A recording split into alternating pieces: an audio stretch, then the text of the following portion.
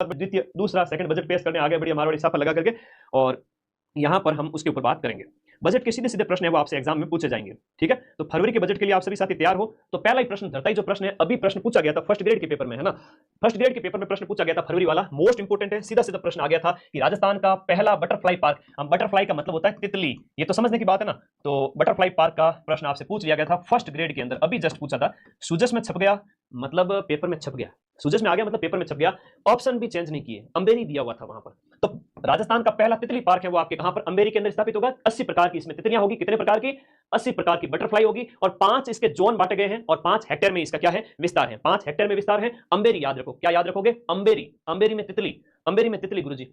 Agri stack योजना के तहत किसानों को कितने अंक की यूनिक आइडेंटिटी जो है दी गई है।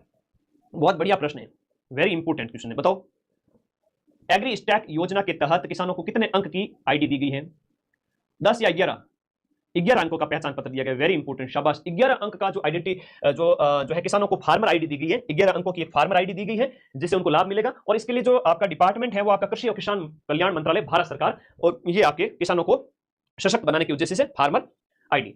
अलवर के संबंध में पंचगौरव योजना, अब हालांकि हर एक जिले के 5-5 उत्पाद तो गुरुजी याद को नहीं वैन कोई बात, तो ठीक है मैन देख लिया करो। पंचगौरव योजना की हम बात करें तो शुरुआत इसकी 17 दिसंबर से होती है। 17 दिसंबर 2024 से पंचगौरव शुरू होता है। आयोजना विभाग इसका नोडल विभाग है, और पंचमुखी विकास है इसका। पंचमुखी विकास के तहत क्या होता है, एक पर्यटन, एक उपज, एक खेल, एक प्रजाति और एक उत्पाद, एक उत्पाद, हर एक जिले के 5 प्रोडक्ट की पहचान की जाती है। जहां पर दिए गए ऑप्शन के अंदर जो है आपका यहां पर जो अलवर का है वो आपका तेंदु ऑप्शन है वो सही से मैच नहीं हो रहा। क्वेश्चन नंबर हम बात करें 48 के अंदर, तो इसका जो एक प्रजाति की बात करें तो एक प्रजाति के अंदर अर्जुन का पेड़ होगा, अर्जुन होगा इसके अंदर, क्या होगा, अर्जुन का पेड़ होगा, बाकी सही सम्मिलित है। खैर हर एक जिले के ये चारों याद रखना थोड़ा पॉसिबल नहीं होता है, लेकिन फिर भी कोशिश करेंगे कि पर्यटन वाला थोड़ा याद रखें, उपज वाला थोड़ा याद रखें। तो बजट 25-26 में पंचगौरव के लिए कितना फंड है, यह प्रश्न परीक्षा में आएगा, 500 करोड़। शुरुआत कब होती है, 2024 के अंदर, पंचमुखी विकास के लिए। इतना इंपॉर्टेंट प्रश्न है, तुम्हारे सोने से भी ज्यादा इंपॉर्टेंट है। तुम चाहते हो ना कि रात के 11 बजे सो जाए गुरुजी, उससे भी ज्यादा इंपॉर्टेंट क्वेश्चन है।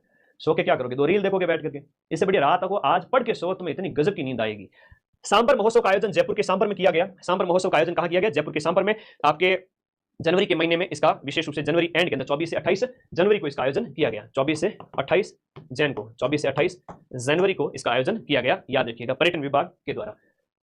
भजनलाल जी ने देवनारायण जी की कौन सी जयंती पर बिरला सभागार में भाग लिया। देखो देवनारायण जी की जयंती, देवनारायण जी की जयंती जो है वो सार्वजनिक अवकाश भी है, जनवरी के महीने में होता है। तो 1013वीं जो है देवनारायण जी भगवान का 1013वां जो है अवतरण दिवस कहेंगे, महापुरुषों का अवतरण होता है, ये 4 फरवरी को मनाया गया, 4 फरवरी को मनाया गया। ये प्रश्न एग्जाम में पूछा जा चुका है और फिर से पूछा जाएगा, याद कर लेना, वेरी इंपॉर्टेंट है।